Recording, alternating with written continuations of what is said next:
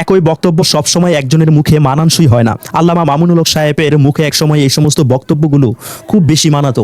তার মুখ থেকে এই সমস্ত বক্তব্যগুলো শুনে শরীরে জজবা চলে আসতো, আমল করতে ইচ্ছে করতো। কিন্তু এখন যদি এই সমস্ত বক্তব্যগুলো আল্লামা মামুনুল হক সাহেব আবার নতুন করে দেয়, তাহলে কিন্তু আল্লামা মামুনুল হক সাহেবের মুখে মানানসই হবে না, কারণ তার কথার সাথে কাজের কোনো মিল থাকবে না। এই ভিডিওটা যদি দেখেন তাহলে আপনারা আমার এই কথাগুলো স্পষ্টভাবে বুঝতে পারবেন। আসুন ভিডিওটা শুরু করা যাক। একজন নারী যখন অশ্লীলভাবে সমাজে চলাচল করে, ওই নারীর পিছনে হাজার হাজার শয়তান চলতে থাকে, আর প্রত্যেকটা আল্লামা মামুনুল হক সাহেবের সামনেই তো মেয়ে মানুষ দেখা যাচ্ছে, তাহলে কি আল্লামা মামুনুল হক সাহেবের আশেপাশে শুধু শয়তান আর শয়তান দাঁড়িয়ে আছে? শয়তান একজন পুরুষের দৃষ্টিশক্তিকে এনে ওই নারীর পিছনে লাগাই দিয়ে এক নারীর মাধ্যমে হাজার, তাহলে তো নিশ্চিত হয়ে যাচ্ছে হাজারো শয়তান আল্লামা মামুনুল হক সাহেবের দৃষ্টিশক্তি তার সামনে থাকা মেয়েগুলোর দিকে ফিরিয়ে দিতেও পারে, ফিরিয়ে দিয়েছে, আমি এমনটা বলছি না।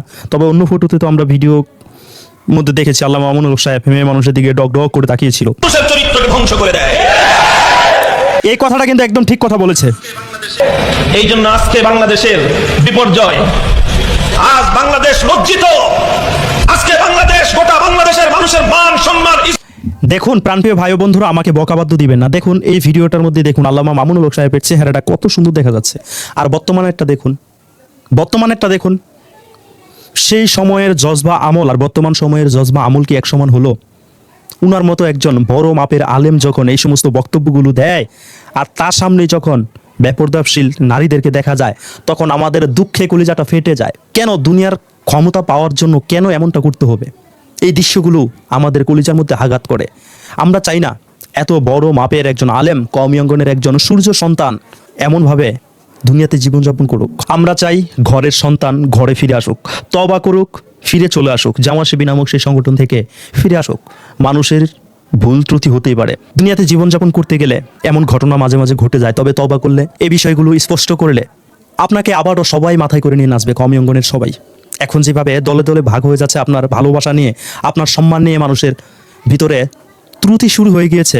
কেউ আপনাকে কলিজা দিয়ে এখনো ভালোবাসছে, কেউ আবার ইসলামের স্বার্থে আপনার থেকে মুখ ফিরিয়ে নিয়েছে। তবে আমরা চাই কওমি অঙ্গনের এত বড় একজন সূর্য সন্তান, এত বড় একজন আলেম, সে যেন সেই সমস্ত রাস্তা থেকে ফিরে আসুক। আল্লাহ যেন আবারও সেই আগের রাস্তায় ফিরিয়ে আনে, হকের পথে ফিরিয়ে আনে।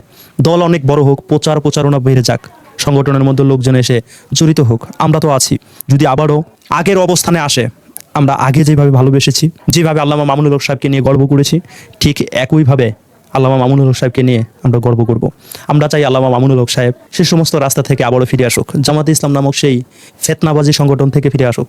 সেই সংগঠনের মধ্যে থাকলে আমল, আখলাক, ভালোবাসা, সম্মান সবই আস্তে আস্তে কমে যাবে।